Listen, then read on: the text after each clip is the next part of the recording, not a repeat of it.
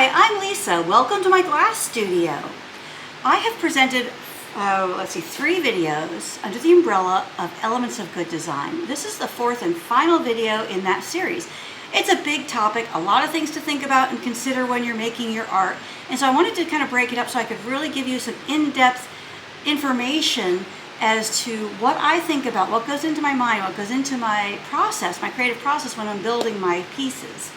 And I feel like if you can use some of that, any portion of it, tiny little itty bits of it, in the course of your own work, then it'll elevate your work style, your work ethic, and your work productivity, and the professionalism of your work. It's really wonderful.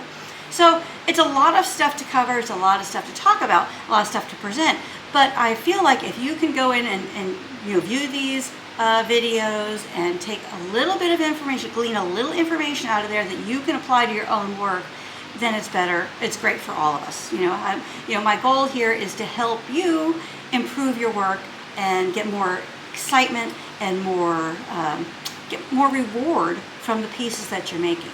So this portion of the Elements of Good Design topic is technique.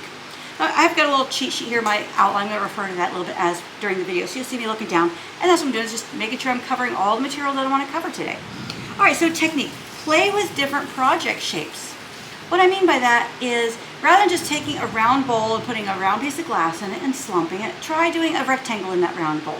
Try doing an octagon. Try doing an oval. Try changing it up. Try mixing and combining different molds to get new and different shapes. So this project right here is called Black Tie. It's from one of my videos, and it has a very unique presentation. So what I started out with this piece right here, which had kind of a serpentine look to it, and then I slumped it over a combination of 2 sconce molds, and then in the middle of the molds I put a piece of fiber paper to create this extra lump here, this extra contour here. Then I ground the bottom. I made this very unique individual stylized stand for it with the same colors, and then I mounted the vertical piece, the tower portion, onto this base. Now what's cool here, check out the bottom of the base. It's black glass with clear, and then the red you can see right through there. Let me turn it this way so you can see through it. That's cool, right? So, and one of the things I love about this project is I call this over here kind of the peekaboo effect, where you can kind of see under the art and get you know that there's a different color down. It's a little surprise. So it's very simple color combination, very striking, very classic color combination. What makes this piece really interesting is the presentation it has on the table. You walk up to this, you don't question, what is it? Remember, if someone asks, what is this for? What do I do with it? You have failed as the artist. You should make that very clear what this item is for. Is it a spoon rest? Is it a piece of sculpture that you don't do anything with except admire? This is definitely a piece of sculpture. It has a wonderful presentation on the table. Would be wonderful backlit, frontlit, any number of different ways. Be great on a pedestal, be great on a mantle.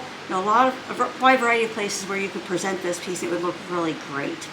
So what I did here, though, I used sconce molds are like a barrel shaped with a wedge to them. So I took 2 sconce molds. I put one this way, and then I tipped them a little bit, and I slumped the glass over those molds. And I got this wonderful contour, this wonderful twisting. It's twisting this way because the way the glass was cut. It's twisting this way because the way the glass was slumped. When it came to the base, I wanted a nice sizable presentation to support this vertical height here. So this is approximately the same length as this, but I put this on a mold with a wavy pattern, but instead of having the glass on it lining up with those waves, I put it on there diagonally. So I got this diagonal pattern here. In this area, I tucked a piece of fiberboard between the glass and that mold so it would be flat and straight and support this vertical portion really nicely and neatly and securely. Securely is also very important. So I just this is a rectangle. Okay, nothing is interesting or exciting about that, but the way it's slumped makes it really, really exciting. So play with different project shapes. Combine different design techniques. That's kind of what I did here. This is a tulip vase. So I used one style here for the flower and a different style for the leaf. And this is fun. The tulip portion is draped upside down over a stainless steel cup that is resting on a ceramic round bowl mold. So when this slumps, these pieces hit the bottom of the kiln and I get that wonderful curling in. And I get this wonderful organic shape. Now this piece right here, not super exciting shape, this green portion, but what I did with that is I took a stainless steel S mold and I slumped it over the mold diagonally instead of straight. So here again, I'm getting a twisting one direction from the way the glass is cut and a second bend from the way it's slumped. Mix different techniques. Okay, that's what I did on this project here. This is also from one of my videos.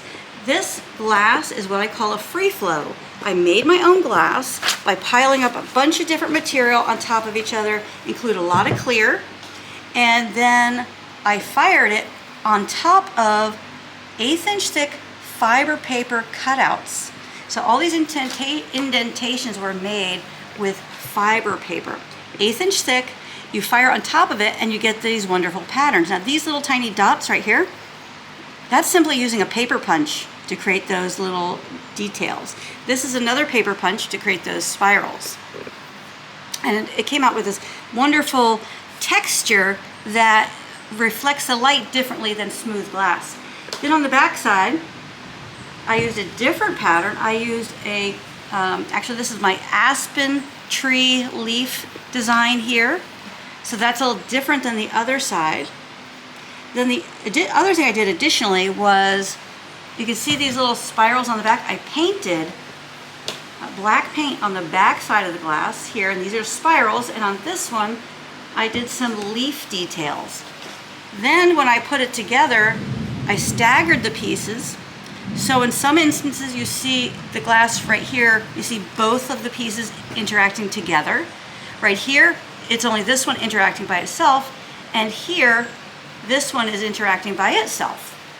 So a lot going on there, but it's what makes it really interesting and engaging, memorable, and you want to engage with it longer, which is really what we want people to engage with our art and, you know, contemplate or speculate or just think about, you know, how cool is that? How is it done? I love the colors. I love the way the pieces work together. I love the way it stands and presents itself.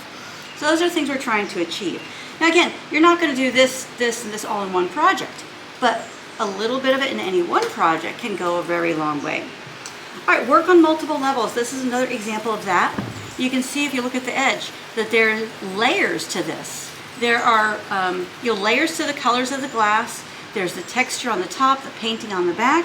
So we work on multiple levels. That means the base glass is no longer just a platform to build on.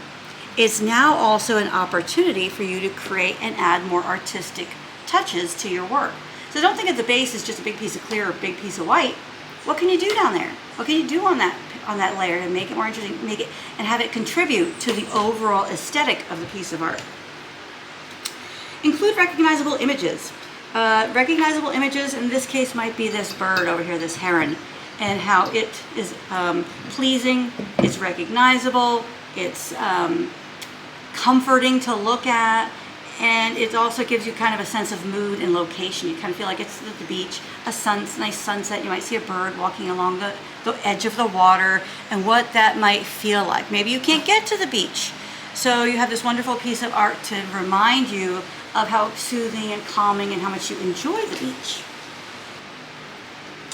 So again, including a recognizable image may not be something you're going to do in all of these projects. Now here the recognizable image is the leaves. The recognizable image here is the three-dimensional flower.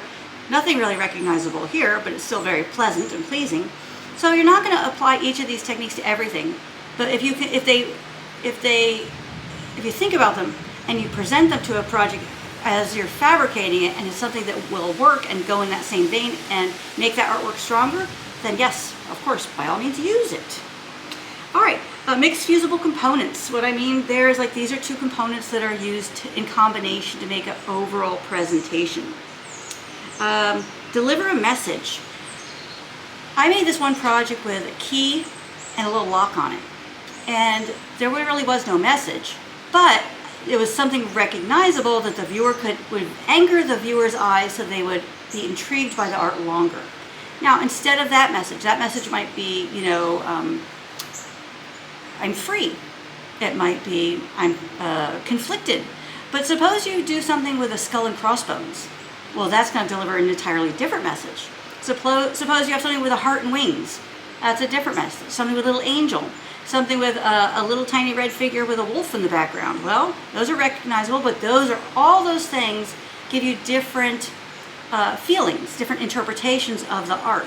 So if you can include a recognizable image and you can deliver a message, then it makes your art stronger. Then people have a greater interaction with your art, and that's always very exciting. So think about a foggy day. That could be either very calming and quiet and beautiful, or it could be very scary, like in a horror movie. So you could depict those things two different ways. If you had a sunset scene, could be very pretty, very calming, very soothing, but if the ocean is in turmoil, maybe it means a storm is coming. So you can interpret that two different ways. So you have this power as the artist to make those choices and include those images and those messages in your artwork, and it's really fun to do. Dress up the background.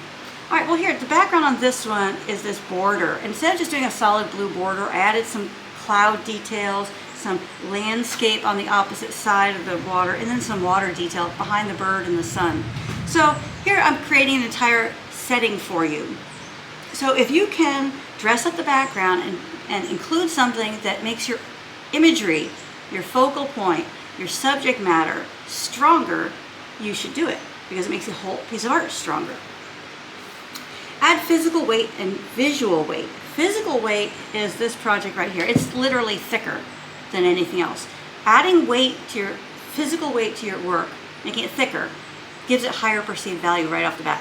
And it's immediately recognized as sculptural, not as something to serve, not something to hang my keys on when I get home, or my jewelry. You know that right off the bat. So visual weight is when you have something like this black, this thing is not thick, but the black is visually heavy and anchors the artwork. So by adding physical weight or visual weight, that can improve your artwork and make it more elaborate, stronger. Trying to use up more vocabulary here to give you more words, but everything is so spectacular and beautiful, it's hard to do that. All right, give it form. Try different slumping molds. These three all have form. From the beginning, remember what makes art stand out? Unique form or dramatic imagery. Give it both, and then you have a winner. So this one, unique form, dramatic imagery, definitely unique form, dramatic imagery. Dramatic imagery, nothing interesting about the form. This one has probably unique form. So imagery and form, a little bit of both. All right, so, and lastly, I'd like to talk about display. I know you see me do it here in my videos. I put my pieces in these little metal stands. I put my pieces in these wire stands so that they're positioned in such a way that you can see them on camera. Normally, I would not display anything like that in my house.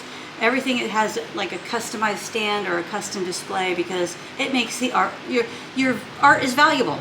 Your time, your material, your creativity, your effort is all valuable. So you want that piece of art to look like it has that value that you put into it. So when you get ready to display your pieces, try to come up with a custom display that works with and enhances the artwork. Like this right here. I could have just put this on a square piece of clear, but that wouldn't have been nearly as interesting as this. This is a whole presentation. This one I did put on a plain piece of clear square, but I made a thicker piece by casting this glass, which you can learn how to do that in one of my previous videos, and then applying it, attaching it to here in such a way that they are staggered. So that made it a nice presentation. And also, I'm also concerned about giving the piece lift, allowing light to go through it, and also making sure it's safe and secure. So all my stands are things that I feel like if they're on a coffee table and the table gets bumped, they're not going anywhere. If you're at an art show and it's a very windy day and your tent is flapping, well, that's a different story. But for the most part, I try to make my things safe, secure, and sound so they are not super fragile. All right, also you can add, oh, this one here definitely adds lift and adds light. Light can go underneath it now. It makes it a sculptural piece, very interesting.